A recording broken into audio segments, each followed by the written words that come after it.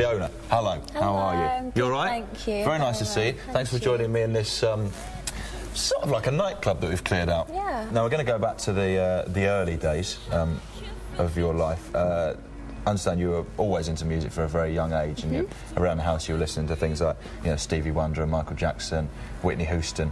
That seems almost too good to be true. Like, just three really respected, credible artists. Like, if I was honest about what I was listening to, an absolute embarrassment. Clearly, I'm not a singer. But, I mean, were you aware that you had good musical taste as a kid? I think I just listened to whatever my mum and dad were playing, which wasn't just those artists. I mean, I listened to a lot of Minnie Riperton and the Beatles and David Bowie and just anything my mum and dad were playing, you know, just they had good taste. Yeah, well done, your mum and dad. And am I right in saying that your favourite album is Thriller? It's actually... Top 3? Yeah, definitely. Okay. It has to be, right? Oh, I think so, yeah. Your parents, with the famously good taste, sent you to the Sylvia Young Theatre School and the Italia Conti Academy. Did they recognise something in you from a very early age? Well, the main reason was my mum was a ballet teacher, and she wanted me to do dance. And at Sylvia Young's, obviously, they did dance, music and drama, and my friend also went there. And so I thought she thought it was a good idea we could go to school together. After Italia Conti, you went to the Brit School in Croydon. Is that just like Fame, but in Croydon? A little bit. It's got aspects of it. And is it true that you were good friends with Katie Mellior while you were there? Yeah, I was in class with Katie. Okay. Yeah, and also Luke from the Coops. Oh, from the Coops, yeah, sure. so we were all in a class together, which was quite funny. OK, I think we're going to take a quick break now. So just sort of take a breather, relax. Don't get too relaxed. We're going to be back in a couple of minutes. How easy a decision was it to decide to go for the X Factor? You know, it was one of my options. I just thought I'd go for it and just see, because, you know, when opportunities come your way, you should just take them. And it just so happens that this one was my way to go, you know. It went pretty well. Yeah, it did. From the start of the show, you got a good deal of support from Simon, actually. Yes. Which, given his reputation for, you know, maybe being a bit mean, so sometimes justified, were you surprised by that? Obviously, it's a bit intimidating going in there and knowing that he is notorious for giving really harsh comments, but I was really pleasantly surprised, and I was glad that he was my mentor as well, because I think he's pretty much the best one to get. Now, how would you describe your relationship with Simon? Is it more sort of like a friends thing, really? Yeah, I think that our relationship, definitely it's a working relationship, but we've definitely become friends along the way. And so you could just call him up and have a chat? Yeah. If you felt like it? Just say, hey, how you doing? How's it going? Yeah, weird to have that sort of relationship with him. That's good. While you're on there, you sang Without You. Are you a fan of Mariah's? Yeah, I think she's a great vocalist. And you have been compared vocally to Mariah, which is flattering. Very flattering, yeah. Very, very cool. You know, she's awesome, and she's got such an amazing range and shows a lot of passion through her voice, so it's nice to be, you know, compared to that. When you perform with Gary Barlow on the X Factor, and Gary said that thing about, you know, you being 50 times better than anyone else they'd ever had on the show, and that, you know, Simon therefore had a responsibility to make the right record with you.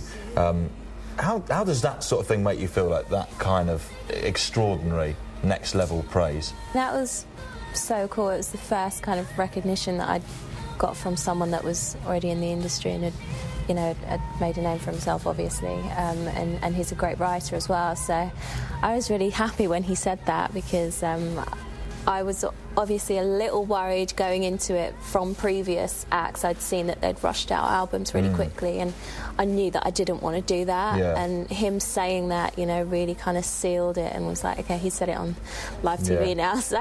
Yeah, and I've got that on tape, Simon, yeah, so... exactly. Are you a Take That fan? Yeah, I am, and definitely a huge fan of Gary as well.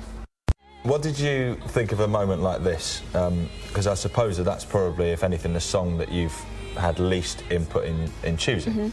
It's a song to kind of remember the memory of the show, and that's what the winner's single is about. How did it actually feel after, you know, essentially years of trying to break into the music industry to first hold that physical copy of your single? It was very cool. I went into a record store as well and saw it there, and I was with my dad, and he got all like proud, and it was a combination of everything I'd been through, you know, all the kind of graft that I'd put in before the show and on the show.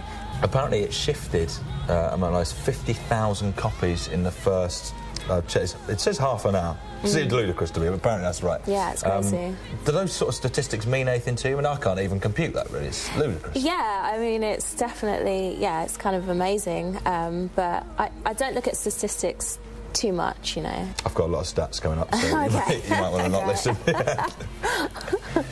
When it came to making the video, I suppose it was the first time as well that it was just all the focus was on you rather than on, you know, previously it was duets and you kind of the framework of the show. Well, actually, when we filmed it, I actually filmed it with two of the other contestants, because at that point they obviously didn't know who was going to win. And so it was like really, really quick. Did you get an inkling when the other two weren't really lit very well, though? Yeah.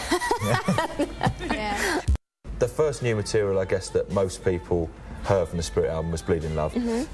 This launched you in an incredibly big way. Can you remember what you thought of it? Did it immediately grab you? Yeah, well, I heard it with a guy singing it. It was kind of a rough idea, and yeah, I remember playing it and playing it and playing it and just loving it and just feeling it. What was Simon's reaction when he first heard the song? Oh, he was blown away by it. He was, yeah, going crazy. And he was like, this has to be the first thing, because at first Better in Time was going to be the first single, because Bleeding Love came in quite late, and we had planned for Better in Time, and then everything just changed at the last minute. The video, shot in LA, pretty glamorous. The dress needs to be talked about. It's sort of like a crystal chainmail. Exactly. Is that easy to wear? No, I had a lot of problems. When I took it off, like, I was scratched up, and it's really, really heavy, and so... What sort of weight are we talking? I don't know, but really heavy. I read 18 kilos. It could have been. It could have been. And the stylist was like, don't break it, because it's like, it was really expensive. It's worth like $100 grand or something, apparently. Were you tempted to sort of just like that. Take the hem off and have it as a necklace? Exactly, take a bit of it. Yeah. They wouldn't know it's a couple of crystals, would they? Surely. I'm sure a few fell off in the making. Yeah. We have been getting pretty deep under the skin. Do you want a quick breather again? Yeah. OK, we'll do that. You followed up Bleeding Love with a double A side, Better in Time, Footprints in the Sand. Yes, I did. Footprints in the Sand has got a writing credit for an S. Cow. He never wrote that. He came up with the concept of putting the poem into a song. OK. And so you can get writing claim for doing that, for coming up with the concept. I'm sure you can if you're Simon Cowell. This double A side was huge for you, but famously kept off the #1 spot by about, like, the smallest margin by Duffy's Mercy, like 200 or 300 copies or something like that. Are you a Duffy fan, or has that sort of made you like, oh God, no?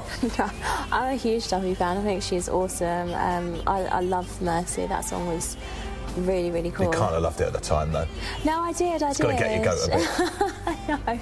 The only thing I was disappointed is because Footprints was a charity song for Sport Relief, and I did some work with them. Duffy's basically stealing money from charity. Damn her. But that's the only thing I was disappointed at. But it's a very cool song, though, and it still raised a lot of money.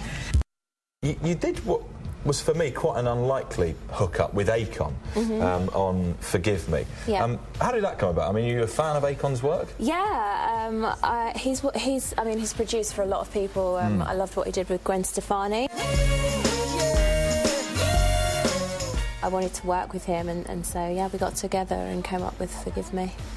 Given his sort of self-professed reputation, were you scared to leave your car outside the studio in case he nicked it? I remember there being a lot of people in the studio that I was a bit scared of. Yeah, of course.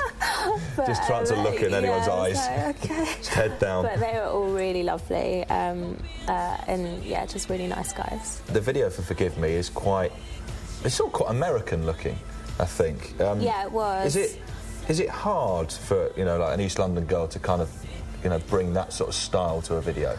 Well, it was definitely kind of acting. We wanted to do a musical themed video, and I was in Carousel when I was younger, and so we put Carousel in there, Singing in the Rain, Fosse, and a bit of West Side Story. West Side Story I've spotted. Yes, exactly. Pleased with myself. And so it's kind of like taking on a character almost. So it was kind of different for me, for sure. And the first time that we'd seen you dance, really, as well, I think. Yeah, I did a little bit of a move. Yeah, sure, you did a little bit of a move. I didn't mind it at all. It was fun. Hello, I'm Rick. This is the Leona Lewis Under the Skin special. I'm not lying to you. She's sitting right there. That's not a waxwork. That is the Leona Lewis. Have you got a waxwork? I do. Have you? Where is it? It's in Madame Tussauds. Very exciting.